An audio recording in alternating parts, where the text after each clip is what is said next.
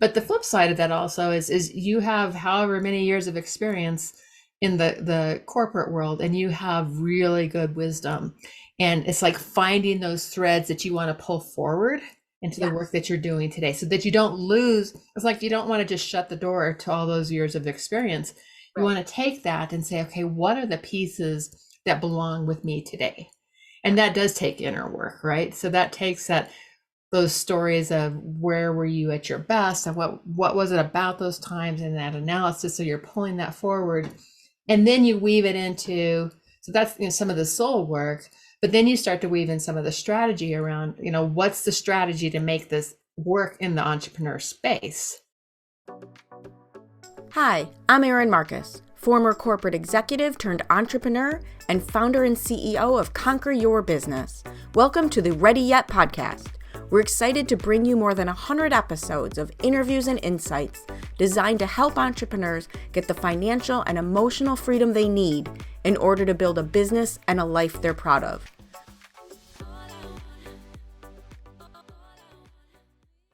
Hello, and welcome to this episode of the Ready Yet podcast. And I'm excited for today's guest for a couple reasons that I haven't even told her yet.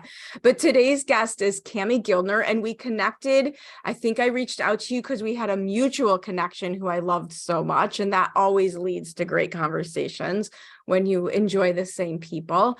But I want to give people, before we dive into all the cool things, why don't you give people a little formal introduction to who you are and what you do? Sure. I'm Cami Guildner, and I am a business coach who helps women raise up their voice, their vision, and their visibility. And I am so passionate about women's wisdom, and I believe that women's wisdom is the medicine our earth needs. And so I'm on a mission to raise up the voices and the vision and the businesses of 1 million women right now. And that's my lifetime goal right now. It's to really make a difference in uplifting women entrepreneurs. Love it. I think there's so much truth to that. We do business a little differently. I'm in my last business, you'll laugh at this. My last business that I had was working with families with aging parents. And Ah, so I primarily networked with women makes because, sense. right? Well, women, it wasn't just the one-to-one networking. Where it was for their parents, but women are aware of what their friends' parents are also going through, and men aren't aware that their friends even have parents, let alone, right? It's just a different way of navigating the world, and it's not wrong or bad. You just have to be aware of the Yeah. different ways that we navigate the world. And that makes so much sense that the friends of friends know exactly what's going on and say, "Oh, you've got to talk to Erin about this." Right. And men Yeah. just are more linear. If your dots don't connect to their dots without any speed bumps, they just kind of don't go there. Yeah. And we're connectors too, right? That's They, our other superpower. yes, absolutely. So how did you get into this? Tell us the backstory, the origin story, if you would. Sure. I left the corporate world 15 years ago. And I always say that was the best gift was one, I got laid off. And two, there were no more VP of marketing jobs around in 2008. So it Yeah. was Oh, 2008. Yeah. And so it was in this space of I'm supposed to be doing something different, but I don't know what that's meant to be. And so I took some time off, actually, is what I did. okay. Is I took about a year and a half off, and was it was fantastic to just reconnect back to who I was. I think I'd kind of gotten a bit lost in my own journey, and so it was good to have that white space to just reconnect to me and be out in nature, and so probably more green space than white space. Nice. Um, and just slow down. And once I had clarity, like once I got that clarity moment that I wasn't going back to the corporate world, which I thought that for a long time. Right, because that is the norm. The Yeah. instinct, especially for those of us, you said VP of marketing. I was at the, senior vice president business development. When you're at that level, Hmm. your instinct is to go right back to Totally. that level. Like that's the Yep. path. Yep. That was exactly what I thought. But the more I kept, once I started interviewing again, I was like, ooh, I don't What am I really doing? want that job. Yes. I had the same thing. I knew when I left corporate before, and it took me about 2 years to leave because I didn't know what it was that I wanted to do. And at some point I was interviewing for other jobs, and then I'm like, okay, this doesn't make sense. Why would I leave the top of one company to go to the bottom of a different company just for a subject matter? Yeah. I didn't Yeah. know what I was looking for. Yeah. Yeah. No, I definitely didn't know what I was looking for. And I had to discover that. I had to let that unfold. And, I say that being an entrepreneur is one of the biggest spiritual, personal journeys that we can go on. And I definitely went down that route of just rediscovering me, rediscovering, why I'm here on this world, and how I'm meant to make a difference with me. And yeah, that's really, it was a big journey. Well, and I think that's something that we're not necessarily taught to do. So I'm curious how you had the confidence to do it. Mm, Because for me, the self-development journey, my first business when I left corporate was actually a franchise, and that went really well. And it wasn't until I decided to let go of that franchise and do literally my absolute own thing that the self-discovery journey piece came in. Because the franchise, yes, I was a business owner, but the model was somebody else's. right, right. And for me, what I now call 2018, I look back on as, and now you're making me rethink how I'm labeling this, because I call 2018 Erin's year of failure, because I went Mm, from, the big fancy C-suite job to top 10 out of 200 offices in a franchise to $11,000. mhm. And I laugh now because I've done the emotional work to get past Right. it and call it Erin's year of failure. But truthfully, maybe I just didn't have the foresight or the language to put around that was really my version of what you're A talking about. redirect, right? I mean, a total redirect is what Oh, I read that as. Is it's like, because it's so easy to go. It would have been so easy for you to have gone down another route, and that's sometimes I think we just really get our paths so nicely laid out for us that we don't know why we're on this pathway, or even realize we're on that pathway. But when we start to trust it and do that inner work, and that's, back to your question, I didn't know how to do inner work. I mean, that was not my, that was just not something I ever learned. It was Right. all, I had done all the things to get to where I was in my career. And so really the pause was the start of it. I What actually took me into the world of becoming a coach was horses, and I had horses my whole life. And somebody told me about somebody doing coaching with horses, and I was like, "What? I need to know more about this." And so that took me down a journey of becoming a certified equine guided coach. Oh, So wow. that's what took me into coaching initially. And I had to do all my own personal work, and the horses were fabulous for enabling us to just show up as ourselves and like open us up to the very raw core of who we are, and just discover. And to me, it was such a very natural way to let that happen. I think if I would have looked at spirituality from any other route, I would have just put my hands up and said, no, that's not for me. But the horses were very organic and natural for me because I'd always had them. And so with that, I just discovered this whole new world that I didn't even know existed. I It's mean, even with interesting, horses, right? I didn't right? know it And existed.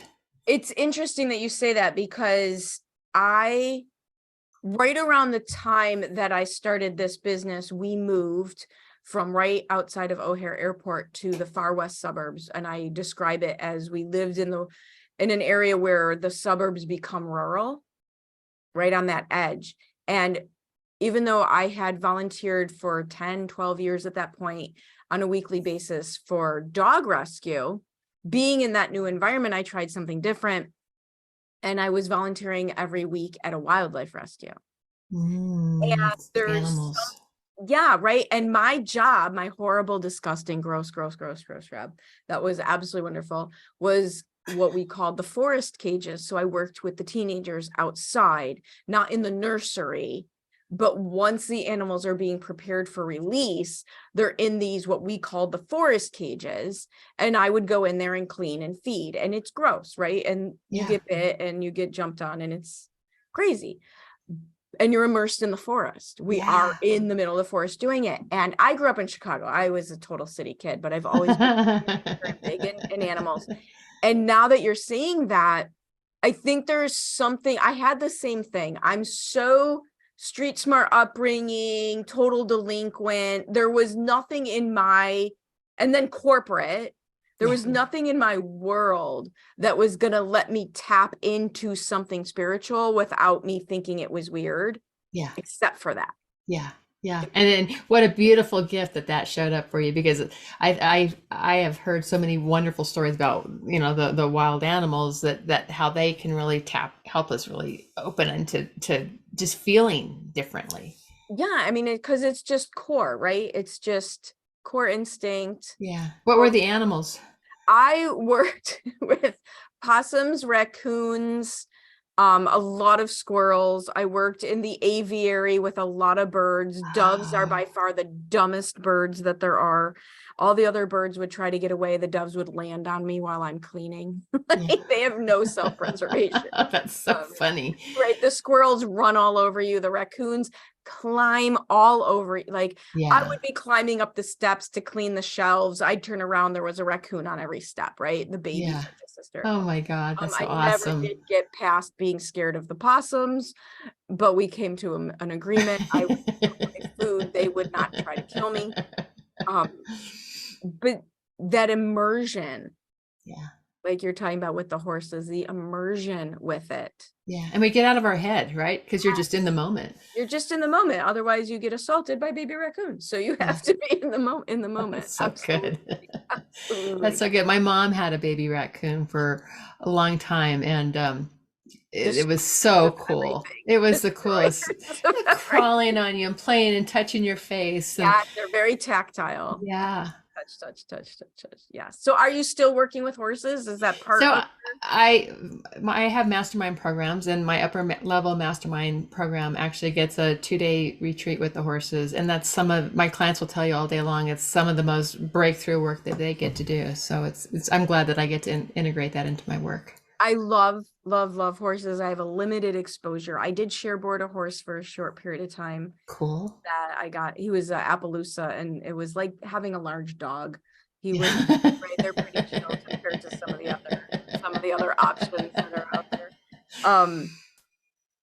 I'm currently highly vested thanks to TikTok. I've learned more about sheep and goats and mini cows and horses and season, and I'm now that's what's showing up in your feed. That's right. And people complain all the time about social media being so terrible. My algorithm is very aware that that's all I want to see. Yeah. Right? My algorithm definitely feeds me a lot of horse stuff. Exactly. Love what you're learning here and interested in more?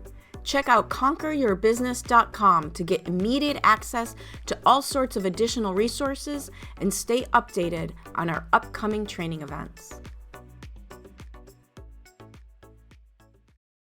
So tell me more about the business. Who do you love helping? What do you, because much like with me, I say business consulting and coaching, and it's such a broad term. Yeah. So I work with a lot of former corporate escapees because that was my journey, right? So I work with a lot of women who had high level jobs and decided they wanted to really make a difference in a different way and be outside of all of the boxes that can be within corporate world, right? I mean, we know all the stories why so many women are leaving the corporate world today. And so a lot of my clients were former executives that took the leap, and they are said, I'm ready to do my own thing. So a lot of coaches, a lot of consultants are in my space, service-oriented entrepreneurs, and they have a calling to make a difference, and they want to they're going to go down. I do soul and strategy. So when I look at it from that perspective, it's like the soul piece is definitely the part for me that's always made my business very different, and from the perspective of when I follow that kind of those universal crumbs, if you will, that show up for us, that's where the big breakthroughs happen. That's where the alignment happens. And what do you find is the biggest sticking point though, because I have the same story, and the biggest sticking point, one of the things I say is, so much of what made you great at your job will kill you as an entrepreneur. How do you help people? Like, if someone is just starting on this journey, I don't know if I should ask you for what they should look out for as a negative or what they should look out for as a positive. So you can, Yeah. I Yeah, agree. no, I appreciate that. And I, one of the things I think is that we can think we know that we're all business savvy. That was certainly something that I had. I was like, I was a VP of marketing. I know how to do Right. marketing. I know how to build a business. Um, and so I'd say one of the things that we can fall into is thinking we know that we're thinking that entrepreneurship is the same as building corporate businesses, and it's not. They're entirely different. And so investing in support around you when you're making that transition can really streamline that and accelerate it. So that's a huge piece of it. But the flip side of that also is you have however many years of experience in the corporate world, and you have really good wisdom, and it's like finding those threads that you want to pull forward into the work Yes. that you're doing today, so that you don't lose. It's like you don't want to just shut the door to all those years of experience. You Right. want to take that and say, okay, what are the pieces that belong with me today? And that does take inner work, right? So that takes those stories of where were you at your best, and what was it about those times, and that analysis. So you're pulling that forward, and then you weave it into, so that's some of the soul work. But then you start to weave in some of the strategy around, what's the strategy to make this work in the entrepreneur space. So different than the executive world. And so you're mixing both sides of that. You're bringing all of the best parts of you into the room, and then it's like the right processes and strategies in place to make it And I really love that you're sing. saying that, because I do watch so many people either shut it all down or Mhm. try to do it exactly the same. Yeah. Neither of those work. Yeah, totally. That's so true. Neither of those work. And I think humans tend to think in all or nothing, just in Hmm. general. Yeah. The one thing that I'm glad I kept from my corporate world is the idea of delegation, right? Yes. Like one of the Thank goodness. oh my God, right? Like one of the things I watch so many people get stuck at is trying to do everything themselves. And I'm like, okay, if I was at my job and I was in business development and I decided one day to walk over and start messing with the networks, or let me make some changes to the website, right? I would have been chased out of there with pitchforks and torches, right? This seems true as an entrepreneur. Don't spend a ton of time doing things you suck at, right? Totally, so true. I hired a bookkeeper right out of the gate. I'm like, okay, I need a bookkeeper. That wasn't my This superpower. is not what I know how to do, right? Yeah. Yeah. So Yeah. that whole delegation thing. So I look like, but yeah, take the parts that serve you Yeah. and don't get stuck on the parts that don't. Yeah. And you know what? One of my favorite projects back in the corporate world was where we were doing a thought leadership project. It's a 2-year long project. I had a multi-million-dollar budget with Ogilvy PR about building our thought leaders. And so we had thought leaders in the company across the world that we were taking through a year long program that we developed. And it was my favorite project that I ever did in the corporate world, right? And it was really taking the company to a different level. So it was just everything about it. I loved it. And then when I left, sat on a hard drive, and several years into my business, I was like, I'm helping women entrepreneurs get their voice out into the world. And I have all of that training that we did. And I started pulling pieces of that forward. And it's some of the most well-loved work that I teach my clients. They're like, oh my God, I love this parts of it. And it's what really helps them elevate their presence and how they're showing up in the world.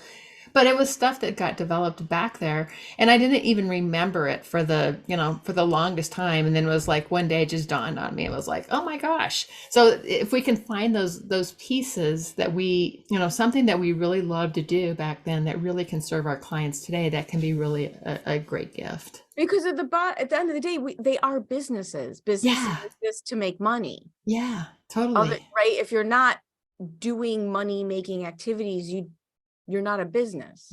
Correct. You might be Very a true. really fantastic We hobby, got to make money. right? But We got to love money. We got to make money. The IRS Yeah. gets a little upset where after the third year, you're still all negative, right? Yeah. That they declare you a hobby and you're not allowed to do the things anymore, Yeah. right? Yes, exactly. So what are you finding are some of your, one of the things that I love doing for people is shortening their learning curve. Right? Shortening their learning curve. So what are you seeing people like some of, you just gave a good tip about finding that the thing that's the common thread that you were great at before and bringing it forward. What else should people be? You can go either way on this. You have such a positive attitude. My approach is usually just don't do what I did and be better. Like, what's some stuff that just doesn't work? Like, yes, we've learned now to take the lessons from the failures, but just don't do this. Like, what are some of your favorite failures? Don't undercharge. I think that's a big one is, and I certainly, early on, it was like, if you want to build a business that gets you to your former corporate salary or beyond, you got to charge what you're worth, and you got to really own your worth. So I think that's a big one. You have to do the math. Yeah, totally. You have to do the math. I say that all the time to my clients, do the math. Do the math. If this is where you go, right, you don't want to believe me, don't believe me. Spell it out. How many clients do you need to get to where you want if that's what you're charging? Yeah. 700 private clients. Yeah. That won't work. Yeah, it totally won't work. You can't do that. So that's a big one. I would say the other one is I was really good at being behind the scenes and raising people up. And so that was something that I had to really shift and learn to say, okay, it's time for me to really take that spotlight. And I had some real fear around public speaking. I had put all kinds of other people on stages, but I was not really very fond of that flip. And so I had to really do a lot of work very early on in my business to get over that. You're saying I had to do the work to get over it, because one of the things that I say, and with your marketing background, you'll appreciate this, marketing's not the hard part. No. Because you could buy it. Yeah. There's really smart people out there you can hire. They'll just do it for you. The hard work is getting over the fears, changing the beliefs, taking different action. Like, that's the hard work, because nobody can do it for you. Yeah. And the other part of the hard work is really owning your leadership of thought, where you can't outsource that. You can't outsource, what do I stand for? What is it that I want people to think, act, and do differently because of my message, of my work. So that's a big piece of it too, is that shift there. And I think I get it that some people are frustrated by it, but I do think that it's virtually impossible to create a thought leader business if you're not willing to put yourself out there. Oh, that's totally true. Yeah. Yeah. I mean, it's like, you've got to do that work to get over it and start to step into it and keep refining it and showing up. And, how often it takes our messages to connect and reach with people. I mean, I was just listening to your podcast before we jumped on, and you were talking about this, like, people can be on your email list and they may not even be seeing what you're sending them. Right. We assume they didn't care and we assume they didn't like it, but odds are they never saw it. Yeah, totally. And so it's that knowing that we have to be there and kind of be top of mind. So for that moment when it does happen, where they're like, oh my gosh, I need some support. Who do I need to talk to? You're the one that comes to mind, because they're like, oh my God, I saw her talking about this. Absolutely. And for so many people, even if I can help them get over the visibility part, they might still dislike the sales part. So true. Right? Yeah. So there's a big difference between, okay, fine, I'll go do a Facebook Live, but I still can't ask you for money, right? Like, those are two different hurdles. And so one of the things, truthfully, that I do with a lot of clients is use marketing to turn your sales conversations into confirmation conversations. You can I like that. You can solve the challenges of sales. You're not going to get away from doing sales, but you can solve some of the challenges of doing sales with visibility in marketing. Yeah. Yeah. And it becomes conversations. Every piece of that is a part of a conversation, and you're building on that relationship. And then by the time you go into that sales conversation, they've experienced you. They've, Yes. it's like, for example, I love when people come to me on my podcast. They've been listening to, they're like, I've been listening to your podcast. And, so there's all of this kind of, they've been listening. Yeah. Yeah, exactly. And I call it the know, love, and trust. And once you get onto that conversation, they've already decided, because you've been there showing up, having conversations with them in whatever form that took, whether it was podcast stages or whatever, they've been experiencing your content. It becomes a much shorter sales conversation. And to your comment earlier about not liking public speaking, professional speaking in the beginning, the thing that changed that for me was it's just a different version of a conversation. Yeah. All of your marketing is just different versions of what's essentially a conversation. Yeah. And it's not about you, it's about who's listening to it, right? That was a big piece for me. Right? It was and then it makes it even easier. It's not about me, and it's just a conversation. Got it. Now I can do this. Totally. Absolutely. Totally. And I love stages today. I mean, you put me on a stage, I'm very, very happy today. Right. But it was, I had to go through all the mental games for sure. Took a minute. So if people want to, continue this conversation with you, and I highly, highly recommend that they do, what is the easiest way to get a hold of you? My website is camiguildner.com. And when you get there, you can go right to the top there. At the top of the page, there's a box up there. You can get all the updates on all my free teachings that I do each month. So you can go deeper into any of my work, and it's just a great way to do that. Awesome. And we will make sure to have the links in the show notes as well to make it just easy peasy for people. Thank you. Well, thank you so much for sharing your perspective, your energy, your ideas. This has been fantastic. Well, Erin, it's been fun to get to know you, and thank you for having me on.